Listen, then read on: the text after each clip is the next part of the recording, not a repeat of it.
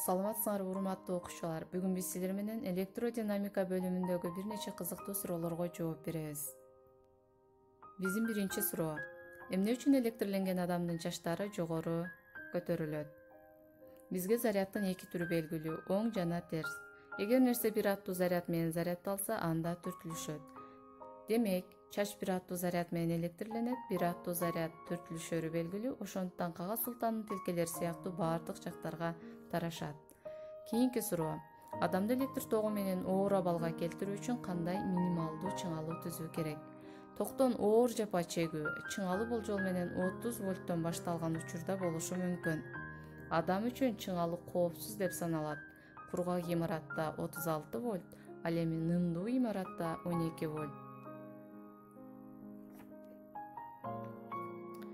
Куштарга баары бирдей эч ойлонбостон келип ток өткөрүүчкө тизилип отуруп алышат.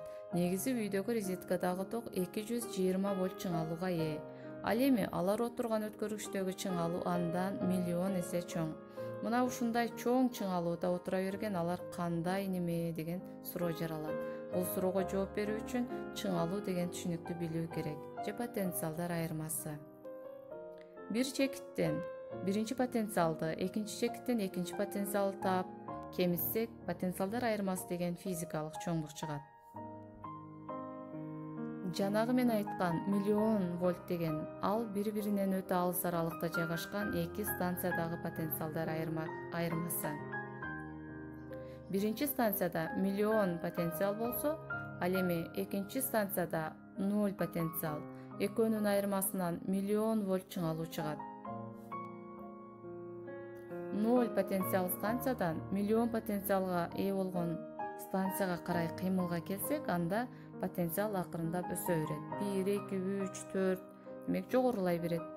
Эми ушул эки станцияны кошуп турган өткөргүчтүн каалаган бир бөлүгүндөгү бири-бирине жакын жайгашкан эки чекит аралыгын ала турган болсок, анда бул жердеги чыңалуу төмөн болот.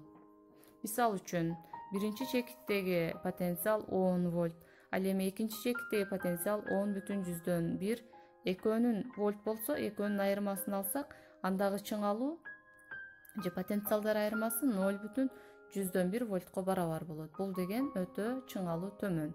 Дал ушул сыяктуу өткөргүчкө куш келип конгондо эки бутун ортосундагы аралык бир нече сантиметр гана болот. Демек, бутун ортосундагы потенциалдар айырмасы өтө аз, башкача айтканда чыңалуу төмөн. Ошон үчүн тогу бар өткөргүчкө конуу канаттуу үчүн коопсуз. Токтун өзү акылдуу. Кайсы жерде каршылык аз болсо, ошол жер менен өтөт.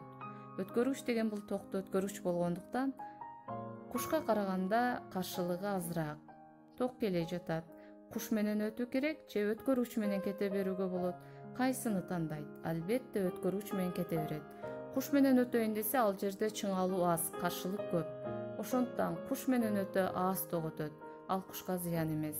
Бирок бул жогорку вольттуу зымдар коопсуз дегенди билдирбейт. Биз жакынкы эки чекит аралыгындагы чыңалууна гана карадык. Эгер тогу бар өткөргүчтү кармап өзүң жерде турсаң, колуң менен бутуң ортосунда өтө чоң потенциалдар айырмасы пайда болуп, күйүп калууң ыктымал. Кээде чоң куштар дагы жапа чегет. Анткени алар өткөргүчкө келип конгондо канаттары тиет да, эки канаттын ортосундагы аралык чоң болгон үчүн потенциалдар айырмасы дагы чоң болуп, куш жапа тартат, жапа чегет. 1928 жыл Ленинградда жылкылардын курулуусу болгон.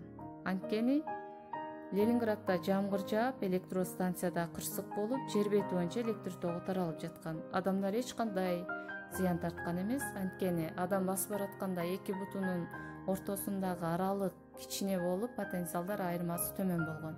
Ал эми жылкылардын бутунун ортосундагы аралык чоң болгондуктан потенциалдар айырмасы чоң болуп, жылкылар кырылууга дуушар болгон. Электр тогу бар өткөргүч эгер жерде турган болсо, анда жер бети боюнча электр тогу таралып турат. Биз жогоруда алган маалыматтан демек электр тогу жер боюнча таралып баратканда, таралып жаткан учурда биз кичинеге кадам менен басуубуз зарыл экен. Балдар, демек силерде дагы ушундай кызыктуу суроолор жаралып жооп ала албай аткан болсоңор, анда комментарийге белгилегиле, жооп берүүгө аракет жасайбыз. Саламатта тургула.